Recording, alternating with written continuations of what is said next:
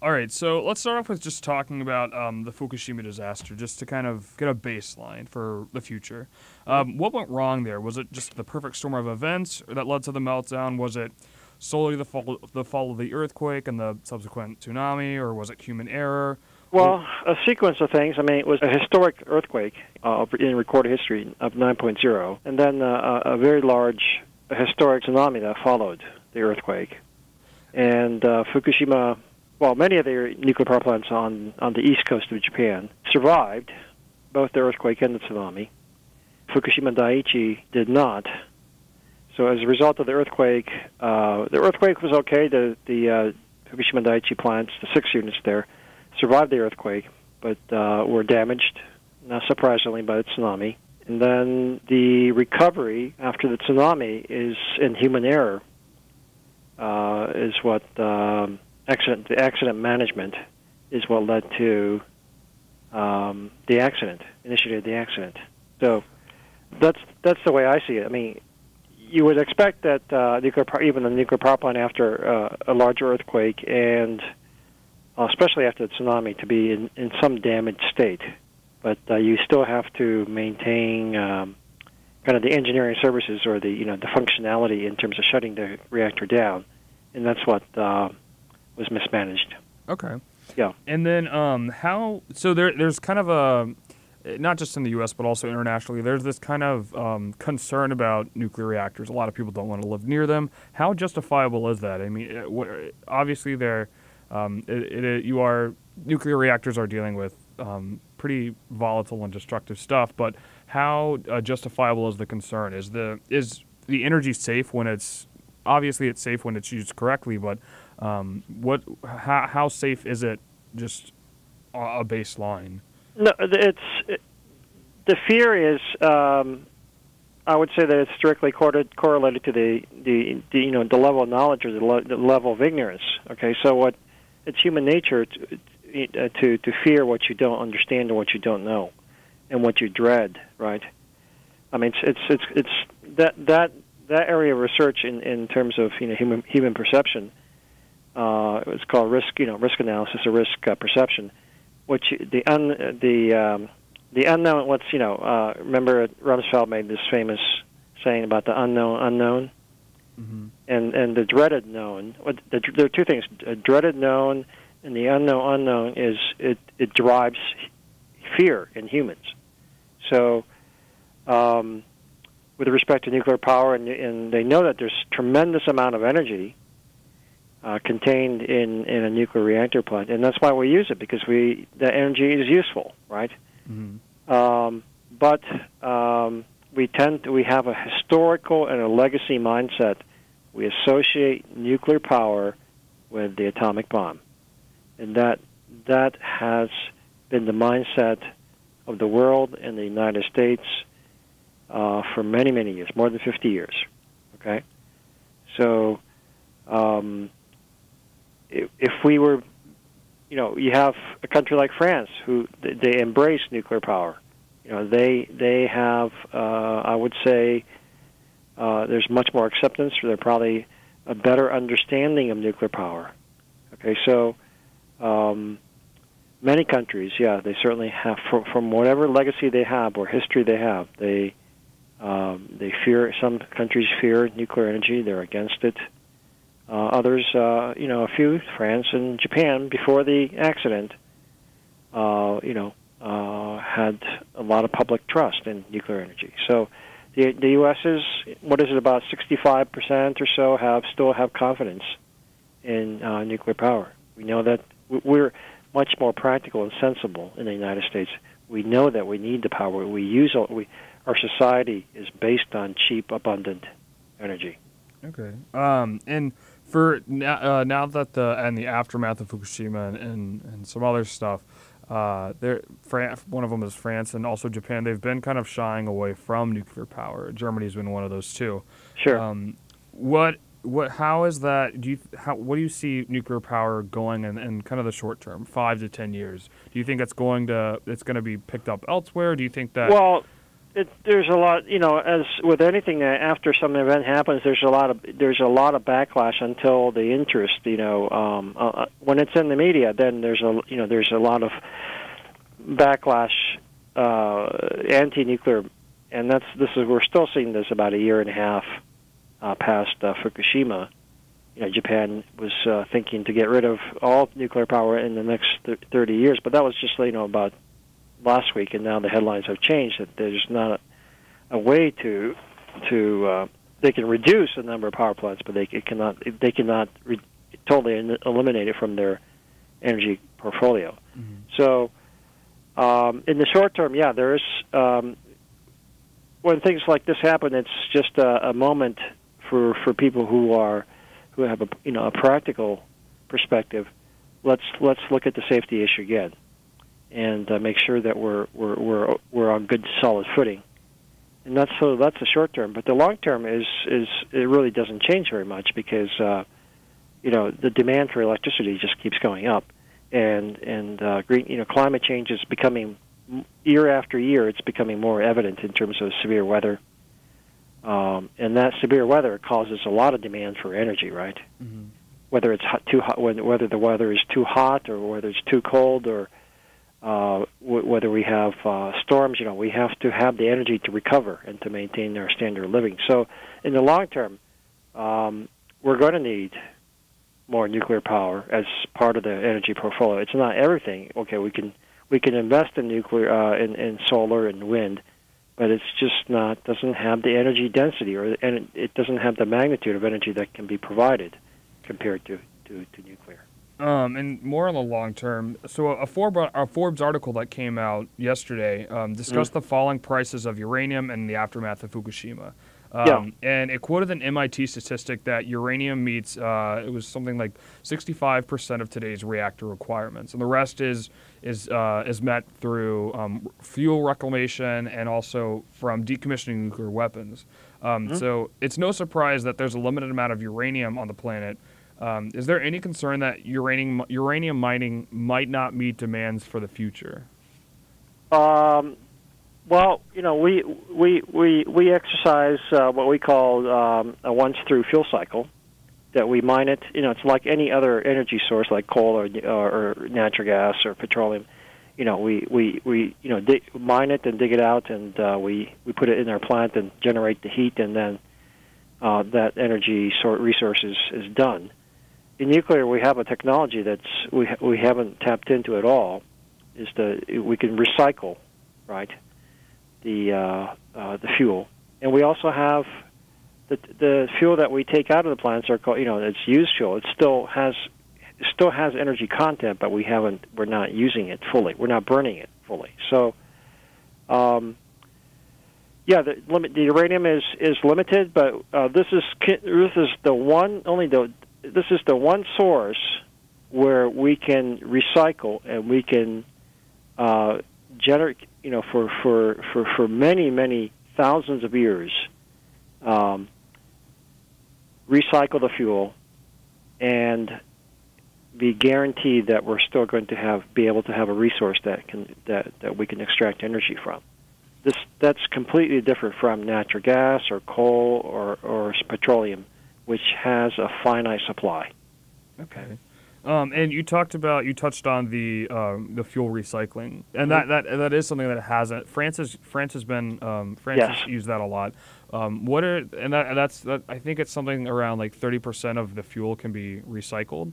Mm-hmm. And obviously you can't kind of peg when technology advancements come, but do you think that there's room for improvement on that? Do you think that what do you think the timetable is for improvements with fuel recycling that allows us to not only... Well, the technology is, the French already have the technology, and the U.S., certainly has a capability to implement the technology. I mean, so does Japan. But the mistake is that when you take that potential technology and then link it to the commercial viability, to say that we have to assess this technology and to implement it or to deploy it for the nation solely based on commercial arguments, then then it's not going to fly. Okay, so and we forget that we have a lot of the hydroelectric power in the United States. For example, Hoover Dam and some of the largest hydroelectric. Those were all government subsidized. You know, when you take a technology and make it into part of the standard of living in the country, you know, there's a role that the government plays. Not 100% maybe, but it's got to be you can't judge it based on its commercial viability, and that's what we're doing now. Everything is based on the commercial viability, and you know, when you introduce a new technology, you got to help it a little bit, okay? Or you can't. It's going to be rejected by, you know, the status quo. So, I think that's a mistake, and that's what we need to do. I mean, so we have nuclear power. You know, it came as a result of research in the 1930s on fission, and unfortunately, the first use of fission was, you know, through the atomic bomb. But right after, you know, President Eisenhower said that we need to harness this great potential in the energy that we have through fission for peaceful purposes. So there was the Atoms for Peace speech in 1953. So as a result of that, we kicked off through, you know, a government and commercial partnership, commercial nuclear power in the United States. Okay. So we need to keep going with that, right? All right.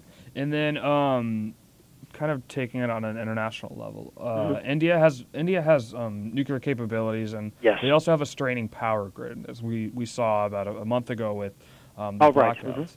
And it's also working to gather the necessary resources for nuclear fission. And then there's the Indo-U.S. nuclear deal. Is this do you think that nuclear power is something that developing countries can use as a tool to not only develop their infrastructure but their economy? How is it something that they can be able to use? Do you think it's viable for that if yeah, they put in the investment? India has the educated workforce. They have, you know, you have to have a pretty large and educated engineering workforce to have nuclear power in your country, and they certainly have the capability.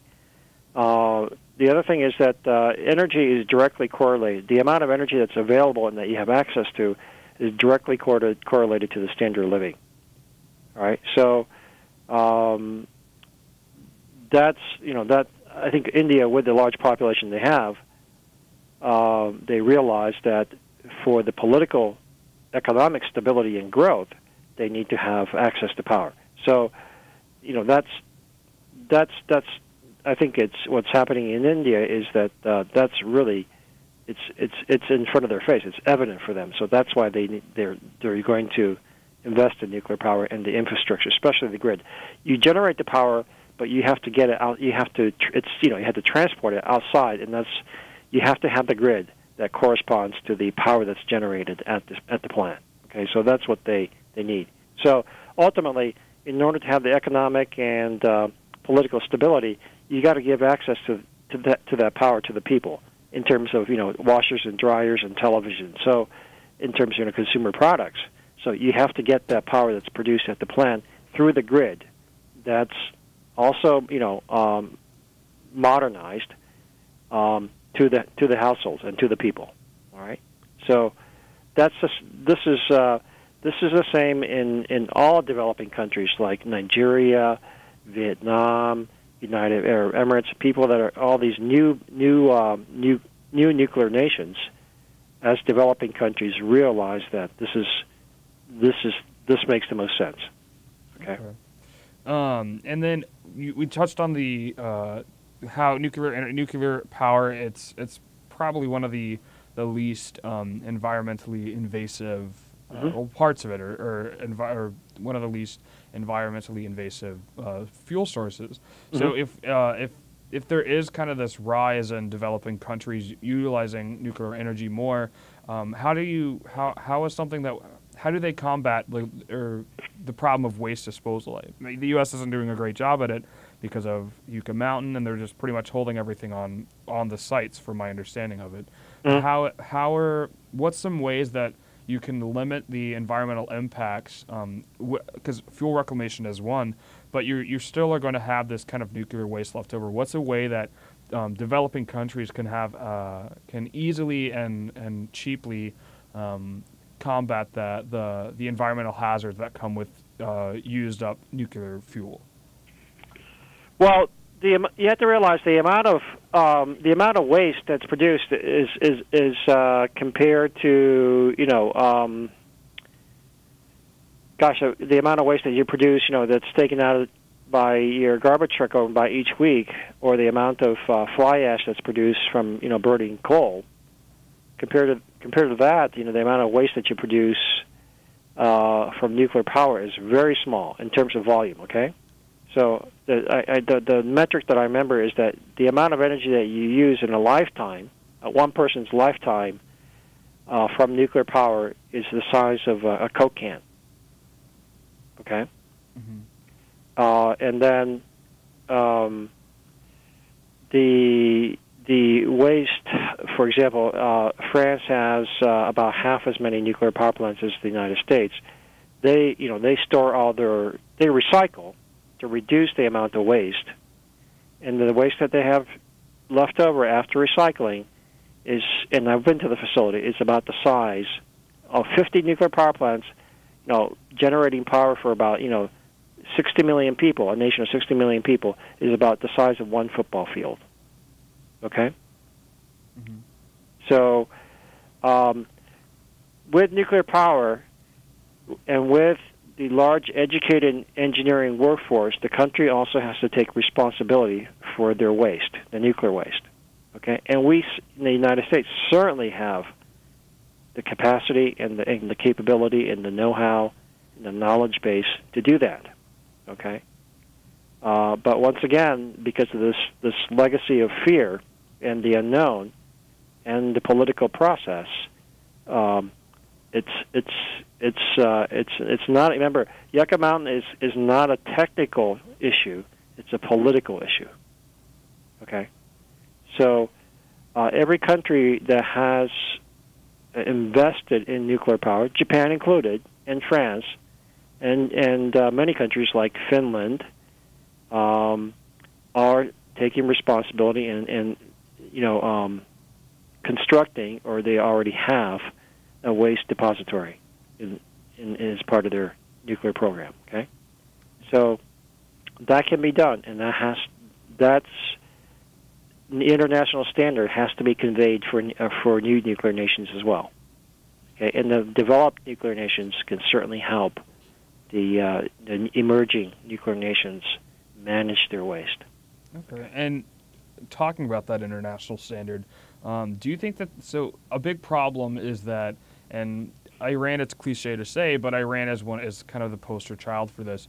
The IAEA, do you think that that the organization itself is fulfilling its purpose and fulfilling its mission and adequately and peacefully spreading nuclear, or spreading how to develop nuclear energy? Do you think that that mission is being fulfilled? Do you think that IAEA is the person to kind of set that international standard for these developing countries, and to kind of, because right now it's more of ensuring that countries are not using nuclear energy for, or they're not weaponizing it. Do you think Do you think that the IAEA could kind of move into this regulatory role, not just of an international organization, but more of an international standard where they're not just going and making sure that people aren't weaponizing things, but they're adhering to standards? Do you think that the organization not only can help in that, but do you think that it's doing its job right now? Well, the IAEA, like the United Nations, has a very difficult challenge. Okay, it's only partially a regulatory authority like the Nuclear Regulatory Commission. A regulatory authority has the mandate and has the authority to impose fines, to shut down a nuclear power plant, has authority meaning it has some means and tools to exercise the regulatory. I mean, there's a power that's attached to the regulatory mission that it has. Okay, the IAEA has only their function is partially a regulatory, really to promote the regulatory, but they don't have any authority.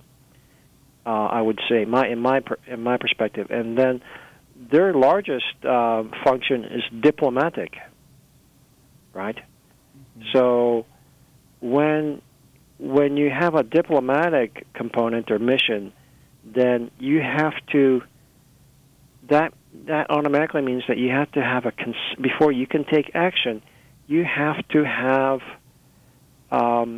consensus from all the parties concerned, and when you have to reach consensus, then you cannot take decisive action like a full 100% regulatory authority can do. Okay, so it's in terms of Iran, it's walking a fine line between the authority that it doesn't have. There's not a full deck of authoritative options that they have. Most of it is what they're exercising is diplomatic. So it's hard to blame them. They don't have any teeth in terms of what authority they have. Okay, so there is that danger that there is with the material potential for diverting that nuclear material into a weapon objective, but and that that's the nuclear security, and non-proliferation is about maintaining that doesn't happen. And as far as the IAEA, where they command, most of their function is diplomatic.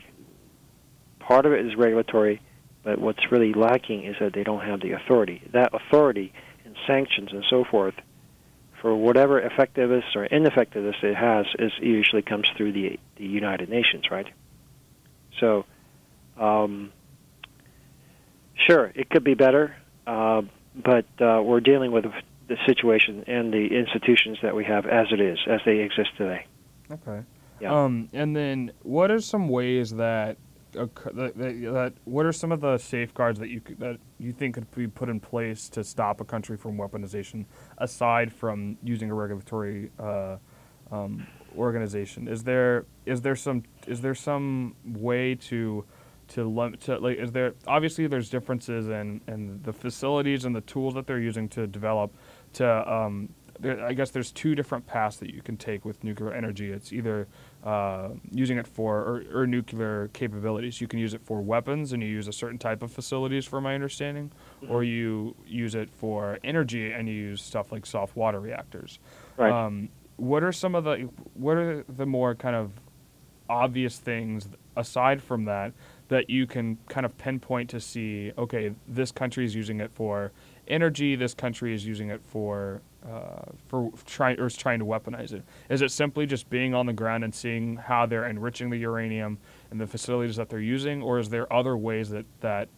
that's part of it. I mean, engineers and experts, people with expert knowledge, can visit a plant and tell you exactly what they're doing, right? So the premise of non-proliferation is transparency and accountability, and that's done through international treaties like the Non-Proliferation Treaty. So, but you have countries who maybe they're signatories or they don't. They're outside the international treaty. And as you know, they take full advantage that they're outside the international treaty, and they say that we're not under the treaty, and we're going to do what we want. So, transparency and accountability is really important for any any non-proliferation effort. There are of course other ways through geospatial satellites. Satellite images can also tell, or experts who look at satellite images can tell if a facility is doing. There are existing facilities, but you can only see so much from the sky. You cannot see inside the building. So the material accountability, how much material you have. If they're inspectors, they should have full access. Under a international treaty. And these are some of the problems that we have with some of the countries that are, well, you might call them rogue nations, right? So those are the means, and that we have, also technology-based. But we have to. It's ultimately you have to. The material is there, regardless of. Whether it's the material itself doesn't know if it's being used for weapons or peaceful purposes.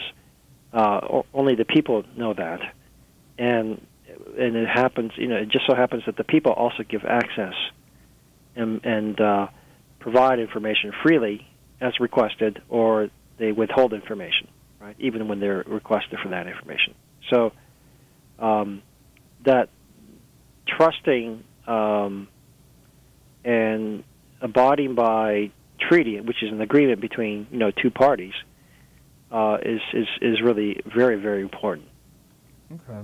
Mm-hmm. And then two more questions. There's a lot, and I'm not sure if this is justified. There's a lot of concern about this kind of black market uranium, this underground trade of uranium and nuclear materials. How real do you think this is? Well, with any commodity that's valued, like precious metals or gold, you have the official market, the commercial market, and then you have the black market, and you have people who think that they don't care if it's uranium, they just know that people want it, and they know. They're trying to circumvent or be under the official legal commercial market. So you have a black market that's trying to provide the supply. That's because the demand is there. Okay, now that'll disappear because, like I said, you mentioned and I saw a headline that the price of uranium ore has dropped again. So. That means that there's less value. It's of less value, commercial value, and I would think that the black market would would also correspondingly shrink because there's always another material that has a high price that people are that's in demand, right? So there is that market, but there's market for uranium or uranium ore or fuel, nuclear fuel, for weapons purposes. I think the legitimate commercial market for uranium ore is. I would think that the black market for that is virtually non-existent or very small. And do you think the black market that does exist? Do you think?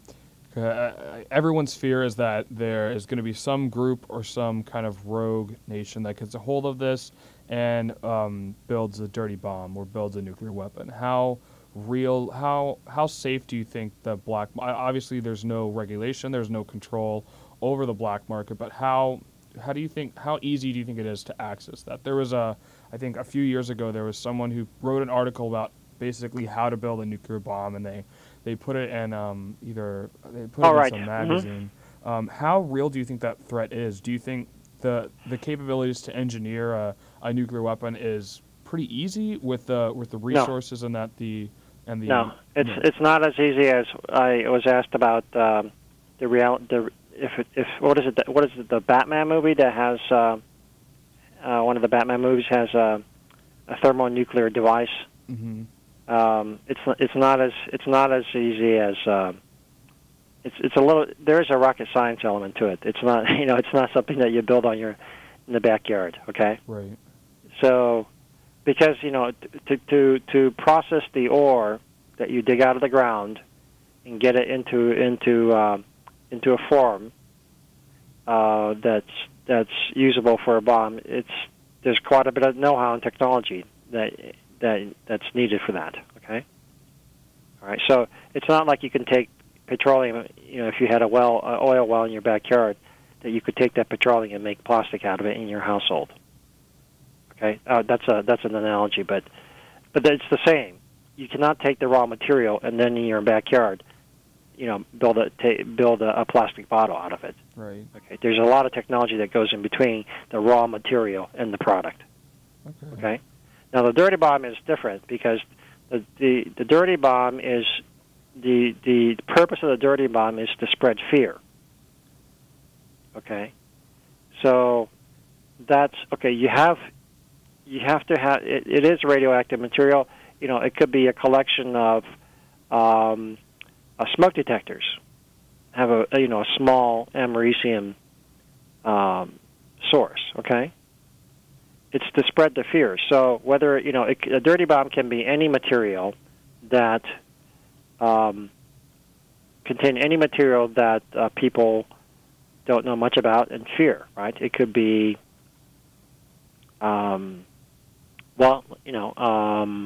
uranium. I mean, it could be uranium ore that's perfectly, harmless. Mm-hmm. Okay. But that the fact that you explode something and disperse it, and you say what was dispersed, and you say uranium, then that spreads the fear. Right.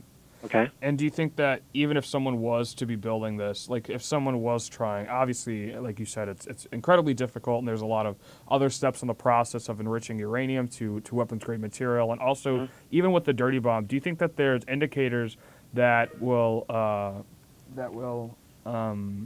make it if someone's trying to do this, they're going to get it's going. Do you think that there's this kind of there's certain indicators that tip off regulators and that tip off officials to say, okay, this person is obviously, or this country is obviously gathering these certain types of tools aside from the intelligence? Can you just look at kind of like a list of what this person is up to, like what they're researching, what they're buying? Is there certain indicators that you can kind of look at and say, all right, this person's trying to enrich uranium for weapons stuff, just without intelligence or without satellite imagery alone? I mean, there's always like you can always go back to the Geiger counter. You can just kind of walk up to somewhere with the Geiger counter and see. Sure, but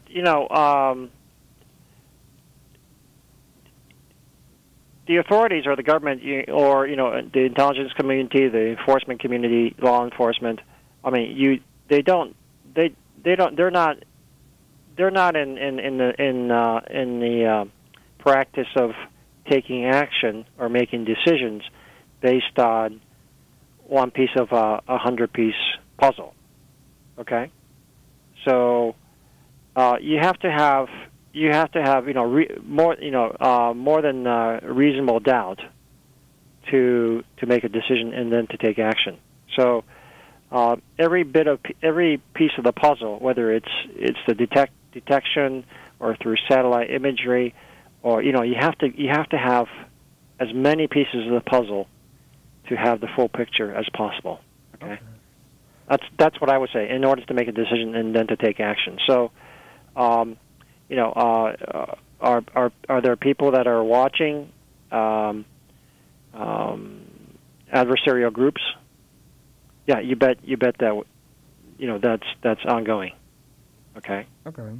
Yeah. So, I mean, when I say adversarial groups, I mean terrorist groups or other groups that want to do harm or want to have aspirations to be in the public eye. So there are people. There are those groups, and then there are people that are watching those groups, right? Mm. Okay. So, they're watching for the evidence or the pieces of the puzzle. All right, and then last, anything that you think that we didn't touch on that you wanted to explain more? Anything that you want to add? Well, I think it would be a great mistake to walk away from nuclear power. It's not, there's no country in the world that's 100% has electricity from nuclear power plants. Okay, France is by far the leader. They're about almost 80% nuclear generated electricity.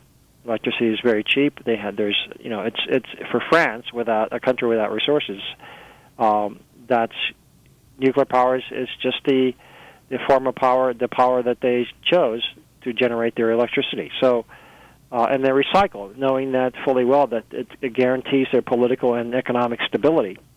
That power is going to be there for hundreds and thousands of years. Other countries are much less. Japan had about 30% nuclear. The United States about 20%. I would say that we need to at least maintain that. The United States, for example, we need to maintain that 20%. That's one workday a week, right? Or one economy day a week, powered completely on nuclear energy, all right?